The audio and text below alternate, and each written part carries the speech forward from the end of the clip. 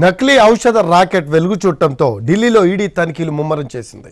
ఢిల్లీలో వెలుగు చూసిన కల్తీ ఔషధ రాకెట్ గుట్టును పూర్తి స్థాయిలో ఛేదించేందుకు ఈడీ దాడుల్ని ముమ్మరం చేసింది. 10 ప్రాంతాల్లో ఏకకాలంలో సోదాలు నిర్వహించింది.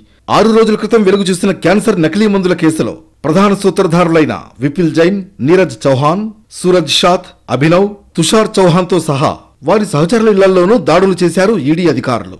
2 చోట్ల 65 లక్షల రూపాయలను సీజ్ చేశారు. సూరజ్ షాత్ ఇంట్లో 23 లక్షల రూపాయలు గుర్తించారు. అతని ఇంట్లో నుంచి చర స్థిరాస్తులకు సంబంధించిన వివరాలే కాదు, నేరారోపణ పత్రాలను ఈడీ అధికారులు స్వాధీనం చేసుకున్నారు. క్యాన్సర్ నివారణకు అత్యున్నత ప్రమాణాలు కలిగిన మందులను, అవి కూడా మంచి కంపెనీలవి వినియోగించాలి. కానీ ఈ ముఠా యాంటీఫంగల్ మెడిసిన్ ను వయల్స్ లో నింపేసి దాన్నే క్యాన్సర్ మెడిసిన్ గా మార్కెట్లో విక్రయించారు. 100 రూపాయలు విలువ చేసే మెడిసిన్ ను మార్కెట్లో లక్షల రూపాయలకు అమ్మేశారు. ఇలా ఇప్పటి వరకు 7,000కు పైగా ఇంజెక్షన్లు నమ్మారని ఢిల్లీ పోలీసులు తెలిపారు. ఫేక్ మెడిసిన్ ను తయారు చేసి సప్లై చేస్తున్న గ్యాంగ్ లో తొలుత 7గురిని అరెస్ట్ చేశారు ఢిల్లీ పోలీసులు. నిందితుల్లో 2 ఢిల్లీలోని ప్రముఖ ఆసుపత్రి ఉద్యోగులు.